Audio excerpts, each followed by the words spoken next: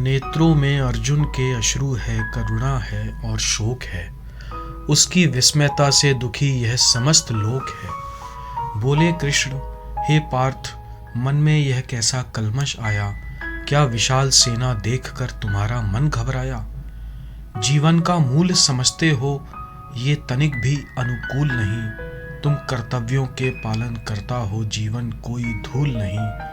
विकट घड़ी में पार्थ यह कैसा विचार आया है? धर्म स्थापना हेतु ही यह नरसंहार आया है। कैसी हीन भावना और नपुंसकता तुम पर छाई है।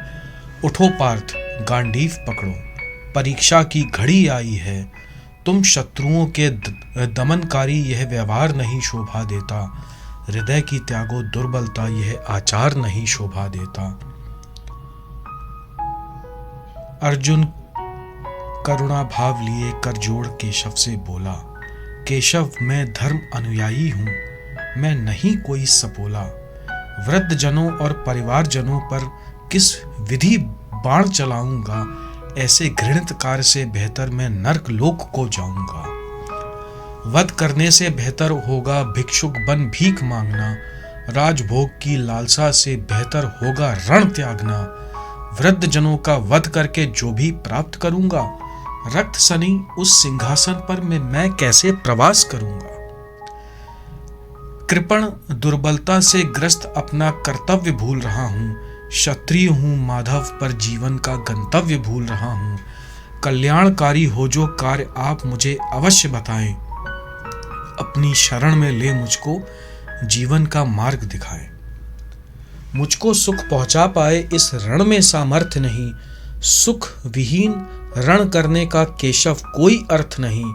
राजभोग को पाने को मैं रक्त नहीं बहाऊंगा।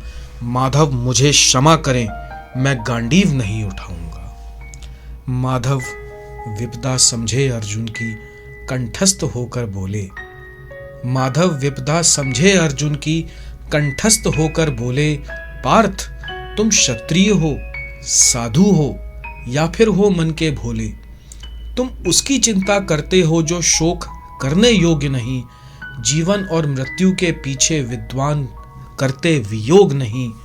शरीर तो भौतिक नश्वर है, किंतु पार्थ आत्मा अमर है। जन्म के पश्चात ही मानव वृद्ध अवस्था को अग्रसर है। नव शरीर धारण करती है, आत्मा शरीर को त्याग कर। धीर पुरुष डरते नहीं इस परिवर्तन को जानकर। कुंती पुत्र, सुख और दुख क्षणिक हैं। तुम ना भयभीत हो, ना भय करो काल चक्र का, ना इंद्रिय बोध की प्रीत हो। जो मनुष्य सुख और दुख से विचलित नहीं होता है, संभाव रखे हर परिस्थिति, वह मुक्ति योग्य होता है।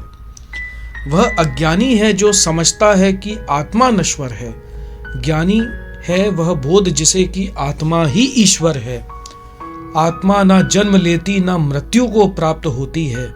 ईश्वर की गति है पार्थ, कब समाप्त होती है। त्याग कर पुराने वस्त्रों को जैसे नए वस्त्र पहनते हैं, उसी प्रकार व्यर्थ वृद्ध शरीरों को नए शरीर मिलते हैं। आत्मा न खंडित होती है किसी भी शस्त्र से, न जलती डूबती सूखती किसी भी अस्त्र से।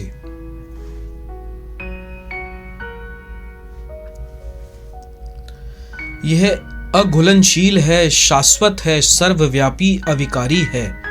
अव्यक्त, अकल्पनीय, अपरिवर्तनीय, सिद्धकारी है। समझो इन शब्दों को पार्थ, समझो इनका सार। मत मनाओ शोक, तुम न रखो मन में विकार। सुनो पार्थ एक अचूक तथ्य आज तुम्हें बतलाता हूं। परम सत्य से तुमको आज दर्शन मैं करवाता हूं। जिसने जन्म लिया है उसकी मृत्यु भी निश्चित है, और मृत्यु के पश्चात पुनर्जन्म भी सुनिश्चित है।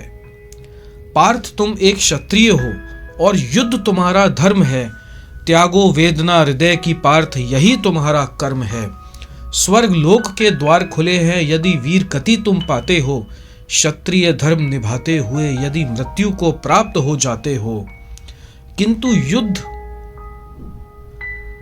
धर्म त्याग कर यदि शस्त्र डालकर बैठोगे, जो अपयश तुम पाओगे उसे किस विधि समेटोगे। जन समाज क्या कहेगा इस कायरता के कार्य से, इससे बेहतर त्यागो प्राण किसी योद्धा के प्रहार से। जिन वीर योद्धाओं के तुम प्रेरणा के स्रोत हो, वह सोचेंगे इस युद्ध से पार्थ तुम भयभीत हो। यदि मृत्यु प्राप्त करते हो तो पाओगे स्वर्गलोक, विजयी हुए तो भोगोगे राज समस्त पृथ्वी लोक। तुम त्यागो सुख को और दुख को, त्यागो हानि या लाभ, विजय पराजय के लाभ त्यागो और बन जाओ निर्भाव। भावों को पार्थ तुम जिस दिन त्याग कर आओगे, इस युद्ध भूमि में अपने कर्म का ज्ञान तुम पाओगे। कर्तव्य परायण बनो पार्थ, किंतु फल की इच्छा मत करो। जय पराजय का भय त्यागो, परिणाम की इच्छा मत करो। यदि भक्त हो भगवान के तो अच्छे बुरे का अंतर समझो। योग हेतु प्रयत्न करो, हे पार्थ जीवन का सार समझो। जिस प्रकार ऋषि मुनि भक्ति में लीन रहते हैं, भौतिक सुख को त्याग सद्भाव से दीन रहते हैं, वही छूट पाते हैं जन्म और मृत्यु के चक्र से। संभाव रखते हैं सर्वज्ञानी सुख और दुख से। जिस दिन हे पार्थ तुम मोह का त्याग कर पाओगे, उस दिन अपनी चेतना को प्राप्त कर पाओगे। कुछ समझ ना आया अर्जुन के बोला नतमस्तक होकर। कुछ समझ ना आया अर्जुन के बोला नतमस्तक होकर। क्या लाभ होगा हे कृष्ण ऐसी चेतना को पाकर। केशव बोले जो मनुष्य इंद्रियों को वश में करता है, विषम परिस्थिति होने पर भी विचलित नहीं होता है, जो मुक्त है हर प्रकार के भय से और क्रोध से, वो विरक्त है मन के रोगी करने वाले रोग से। ज्ञात रहे कि क्रोध से मोह उत्पन्न होता है, मोह से अधारण सा भ्रम उत्पन्न होता है। स्मरण शक्ति जीव की जब भ्रमित हो जाती है, भवकूप में गिरकर बुद्धि नष्ट हो जाती है। मन और बुद्धि दोनों स्थिर हों तो बेहतर है। मन और बुद्धि दोनों स्थिर हों तो बेहतर है। सुख शांति का मार्ग चुनना ही अनुचर है। प्रचंड वायु जलाशय में जैसे नाव बहा ले जाती है, वश में ना हो इंद्री तो भाव बहा ले जाती है। आखिरी में कृष्ण ने बोला, जब समस्त जीव सोते हैं तब आत्म संयमी जागता है। आत्म निरीक्षक जब सोता है तब समस्त जग भागता है। दिन और रात्रि के इस भेद को पहचानना अनिवार्य है। इच्छाओं से विचलित ना हो, यही मनुष्य का कार्य है। इच्छाओं से विचलित ना हो, यही मनुष्य का कार्य है।